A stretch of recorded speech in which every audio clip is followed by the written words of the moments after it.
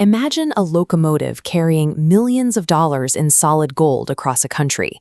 This was a government transporting a massive physical reserve, a shipment meant to fortify its entire economy and secure its financial future. To protect an asset like that, you lock down the logistics completely. Only a heavily vetted, tiny handful of officials knew the exact route, the precise timing, or the security details of this train. The operation was designed to be impossible to intercept. But one night, someone struck. In a matter of minutes, every single communication line connecting the train to the outside world went completely dead. Immediately after the lines were cut, the armed guards on board were overwhelmed. The thieves moved so efficiently that they extracted a massive quantity of heavy gold bars and vanished into the night, before any central authority even realized the train was in trouble. You don't pull off an operation this clean by chance. The precision of the strike required extreme coordination. The group had spent months mapping the routes, studying the schedules, and waiting for the exact right moment. When a state's most protected asset disappears in an instant, it destroys the illusion of total control. The heist proved that no matter how many guards or vaults a government deploys, no system is completely secure. A secret of this magnitude is difficult to contain. Word of the vanished gold leaked out, and the news spread instantly through the general public. This line chart shows the financial markets reacting the moment the story broke. Immediately following the heist, we see plummeting valuations.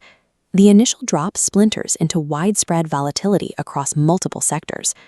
People desperately tried to secure their financial assets before the system collapsed. Citizens started asking hard questions. If the state couldn't protect a heavily armed secret gold shipment, could it protect their bank accounts, their private properties, or their businesses? The actual monetary value of the stolen metal, while huge, was a fraction of the nation's total wealth. Yet the theft triggered a massive national crisis, exposing a sudden vulnerability in the state's central infrastructure. The consequences of the theft were felt most sharply in the bank runs and the frozen credit markets that followed, as public confidence in the financial system evaporated. As investigators dug into the logistics of the robbery, they hit a wall. To know the exact schedule and blind spots of that specific train, the thieves had to possess highly restricted government intelligence. This network diagram maps out what investigators eventually uncovered. The central heist connects outwards to a vast web of international money flows and compromised officials. Pulled back into a linear timeline, the data gathering stretches back months before the train left the station. The architects of this operation understood an essential economic principle. Gold operates as a physical proxy for trust and economic stability.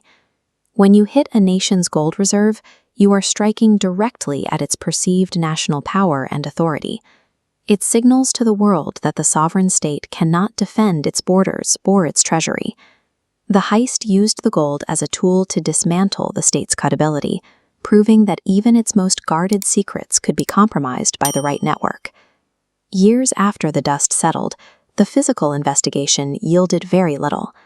Suspects emerged from different countries, but concrete evidence remained scarce. While a fraction of the gold was recovered, the vast majority vanished forever. Historians note that for years following the robbery, global capital flows slowed down as lenders demanded physical, in-person audits that hadn't been required for a generation. This pervasive uncertainty forced governments to aggressively alter their financial policies.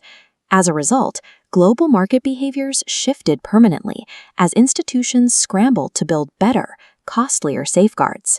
The heist exposed a paradox in high-level security. The more layers of bureaucracy you add to protect a shipment, the more points of failure you create in the chain of human trust. The greatest historical heists are engineered primarily to expose these unseen weaknesses, proving to the public that the walls protecting them are fragile. If the theft of the gold was merely the trigger, then we have to look at what was happening in the halls of power while the investigators were focused on the train tracks.